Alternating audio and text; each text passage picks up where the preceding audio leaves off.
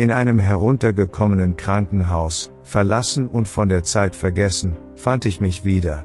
Die Wände waren mit abgeblätterter Farbe bedeckt, die Lampen flackerten gespenstisch, und der Geruch von Verwesung hing in der Luft. Ich konnte mich nicht erinnern, wie ich hierher gekommen war oder warum ich in diesem albtraumhaften Ort gestrandet war. Die Dunkelheit umhüllte mich, und ich spürte, dass ich nicht allein war. Etwas oder jemand lauerte in den Schatten, und ein unheimliches Gefühl des Unbehagens kroch in mir hoch. Meine Schritte hallten durch die endlosen Korridore, die von gruseligen Gemälden und verrosteten Krankenhausbetten gesäumt waren. Ich durchsuchte meine Erinnerungen, aber sie waren wie ausgelöscht.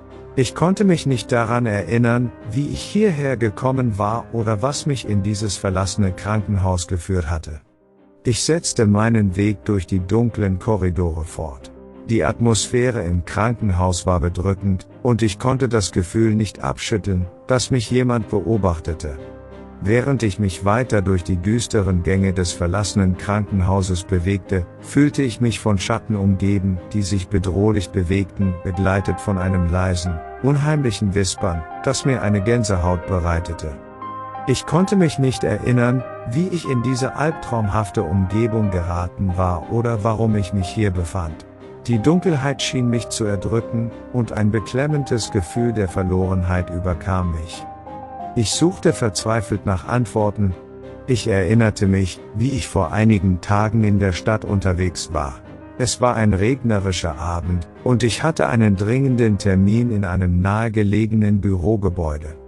Auf dem Weg dorthin hatte ich mich verlaufen und war in einen düsteren Teil der Stadt geraten, den ich zuvor nie betreten hatte.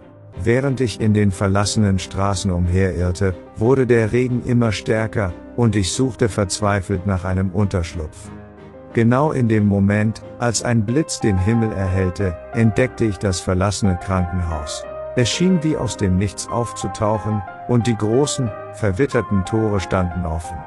Ich sah mich wieder genauer um in diesem Krankenhaus und stellte fest, dass der Raum mit seltsamen Gegenständen gefüllt war. Es gab verzierte Kerzenständer, alte Relikte und seltsame Symbole an den Wänden.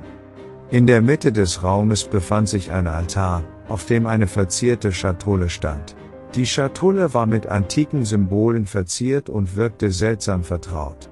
Ich hatte das Gefühl, dass ich sie schon einmal gesehen hatte, obwohl ich mich nicht daran erinnern konnte, wo. Ein unheimlicher Schauer lief mir über den Rücken, als ich die Schatulle öffnete. Darin befand sich ein Anhänger, der mich faszinierte und gleichzeitig beunruhigte. Es war ein silberner Anhänger in Form eines Auges, das von dunklen Schatten umgeben war. Das Auge schien mich anzustarren, und ich konnte nicht anders, als es aufzuheben und näher zu betrachten. Als ich den Anhänger in die Hand nahm, spürte ich eine merkwürdige Verbindung zu ihm, als ob er ein Teil von mir war. Es war, als ob das Auge in mir selbst hineinsah und meine Gedanken und Gefühle durchdrang. Ich spürte den Drang, diesen Anhänger an mich zu nehmen und verließ diesen Raum. Ich lief tiefer und tiefer in das düstere Krankenhaus. Die Dunkelheit schien lebendig zu sein, und ich hatte das Gefühl, dass sie mich leitete, als ob sie ein Eigenleben hätte. Schließlich gelangte ich zu einer Tür, die sich von selbst öffnete. Dahinter befand sich ein Raum, der von einem blutroten Licht erfüllt war. In der Mitte des Raumes stand ein Spiegel, der die Dunkelheit reflektierte, aber mein eigenes Spiegelbild zeigte. Als ich in den Spiegel schaute, sah ich mein eigenes Gesicht, aber es war verzerrt und entstellt. Meine Augen waren leer und schwarz, und mein Mund verzog sich zu einem grotesken Grinsen. Es war, als ob das Spiegelbild eine dunkle Version meiner selbst war, die mich verhöhnte.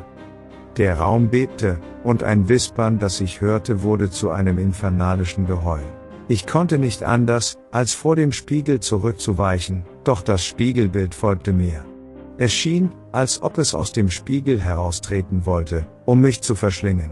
In einem verzweifelten Akt griff ich nach dem silbernen Anhänger und drückte ihn fest. Sofort spürte ich eine Welle von Energie, die durch meinen Körper strömte.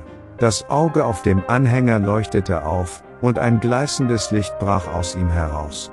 Das Licht durchbrach die Dunkelheit und traf das Spiegelbild, das schrie und zischte, als es sich auflöste und in nichts verschwand. Der Raum beruhigte sich, und das rote Licht verblasste. Erschöpft und verwirrt stand ich vor dem Spiegel und betrachtete mein eigenes, unverzerrtes Spiegelbild.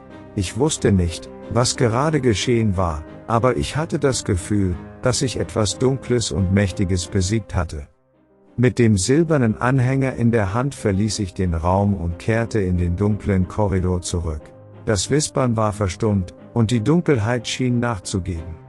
Aber ich wusste, dass diese unheimlichen Ereignisse noch nicht vorbei waren, und dass ich auf der Hut sein musste. Ich setzte meinen Weg durch das verlassene Krankenhaus fort, wobei der silberne Anhänger fest in meiner Hand lag. Die Dunkelheit schien sich zurückzuziehen, als ob sie vor dem Anhänger und dem Licht, das er ausstrahlte, zurückschreckte. Während ich tiefer in das Krankenhaus vordrang, kam ich an weiteren seltsamen Räumen und Gängen vorbei. In einem Raum fand ich eine Sammlung alter Tagebücher, in denen von unerklärlichen Vorfällen und dunklen Ritualen die Rede war. In einem anderen Raum entdeckte ich verrottete Überreste von medizinischen Experimenten, die auf grauenvolle Weise schiefgegangen waren. Immer wieder hörte ich das leise Wispern, das mich leitete, und ich folgte ihm gehorsam. Es schien, als ob das Wispern eine unsichtbare Kraft war, die mich in eine unbekannte Richtung führte. Schließlich fand ich mich in einem großen Saal wieder, der von verblassten Wandgemälden geschmückt war. Die Gemälde zeigten düstere Szenen von Leiden und Schmerz, und sie schienen lebendig zu werden, als ich sie betrachtete. Ich hatte das Gefühl, dass die Geschichte des Krankenhauses in diesen Gemälden festgehalten war. In der Mitte des Saals befand sich ein weiterer Spiegel, ähnlich dem, den ich zuvor gesehen hatte. Dieser Spiegel jedoch war größer und noch beeindruckender. Er reflektierte nicht nur mein eigenes Spiegelbild, sondern zeigte eine Szene, die mir den Atem raubte. Ich sah mich selbst, wie ich den silbernen Anhänger in die Höhe hielt, um das Spiegelbild zu besiegen. Aber es gab noch etwas in der Dunkelheit hinter mir. Eine finstere Gestalt, die nach meinem Leben griff. Ich drehte mich erschrocken um, aber dort war nichts. Die Gestalt war nur im Spiegel sichtbar, aber sie schien real zu sein. Das Spiegelbild zeigte, wie die Gestalt mich packte und in die Dunkelheit zog. Ich wusste, dass ich gegen diese Bedrohung kämpfen musste. Mit zitternden Händen hob ich erneut den silbernen Anhänger, und das Licht darin erstrahlte noch heller. Das Spiegelbild der finsteren Gestalt zischte und schrie, als es sich auflöste und verschwand. Der Saal bebte, und die Wandgemälde begannen zu verblassen, als ob die dunkle Geschichte des Krankenhauses endlich aufgelöst wurde. Die Dunkelheit wich zurück, und ein Gefühl der Erleichterung durchströmte mich. Aber ich wusste, dass meine Reise noch nicht vorbei war. Die unheimlichen Geheimnisse dieses Ortes hatten sich mir noch nicht vollständig offenbart, und ich musste weitergehen, um die Wahrheit zu erfahren. Vor allem, warum ich hier war. Und warum? Mit dem silbernen Anhänger in der Hand setzte ich meinen Weg durch das verlassene Krankenhaus fort, bereit, mich den noch bevorstehenden Herausforderungen zu stellen und die düsteren Mysterien zu enthüllen, die in den Schatten lauerten. Ich setzte meinen Weg durch das verlassene Krankenhaus fort, der silberne Anhänger fest in meiner Hand. Die Dunkelheit schien nachzugeben, als ob sie vor dem Licht des Anhängers fliehen würde. Während ich tiefer in das Gebäude vordrang, wurde mir klar, dass ich eine besondere Aufgabe hatte. Etwas oder jemand führte mich durch die verworrenen Gänge, und ich konnte dem geheimnisvollen Flüstern nicht widerstehen. Plötzlich betrat ich wieder einen Raum, der anders war als alles, was ich bisher gesehen hatte. Es war ein Raum ohne Fenster, aber er wurde von einem schwachen, violetten Licht erhellt, das von der Decke herabströmte. In der Mitte des Raumes befand sich ein großer Altar, auf dem seltsame Symbole eingraviert waren. Vor dem Altar kniete eine Frau, in eine weiße Robe gekleidet. Sie hatte lange, schwarze Haare, die ihr über die Schultern fielen, und sie sprach leise Worte in einer Sprache, die ich nicht verstand. In ihren Händen hielt sie ein Buch, dessen Seiten mit silbernen Runen verziert waren. Als ich näher trat, bemerkte sie mich und drehte sich zu mir um. Ihre Augen waren leer und schwarz wie die Nacht, und dennoch strahlten sie eine seltsame Anziehungskraft aus. »Du bist gekommen«, sagte sie. Ich weiß nicht, warum ich hier bin, antwortete ich, meine Unsicherheit kaum verbergend. Du bist der Auserwählte, erklärte sie. Der Anhänger in deiner Hand hat dich zu uns geführt. Du trägst die Macht, die Dunkelheit zu besiegen, die dieses Krankenhaus heimsucht. Ich blickte auf den silbernen Anhänger, den ich noch immer festhielt. Aber was soll ich tun? Die Frau erhob sich vom Altar und trat näher zu mir. Du musst das Ritual vollenden. Nur so können wir die Dunkelheit bannen und die Seelen befreien, die hier gefangen sind. Sie reichte mir das Buch mit den silbernen Runen.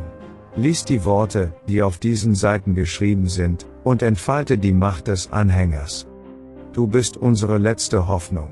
Mit zitternden Händen öffnete ich das Buch und begann, die Worte vorzulesen. Das violette Licht im Raum wurde intensiver, und ich spürte, wie die Macht des Anhängers durch mich hindurchströmte. Die Dunkelheit wurde zurückgedrängt, und ich konnte die Schreie und Flüstern der gefangenen Seelen hören. Das Ritual war in vollem Gange, und ich wusste, dass es kein Zurück mehr gab. Ich war bereit, die Dunkelheit zu besiegen und die Geheimnisse dieses verlassenen Krankenhauses zu lüften. Mit jeder Seite, die ich las, wurde die Dunkelheit schwächer und die Macht des Anhängers stärker. Aber die Frage blieb, was würde geschehen, wenn das Ritual vollendet war? Und was würde ich in den Tiefen dieses Krankenhauses noch entdecken? Die Antworten würden sich mir bald offenbaren, während ich mich der düsteren Wahrheit immer weiter näherte.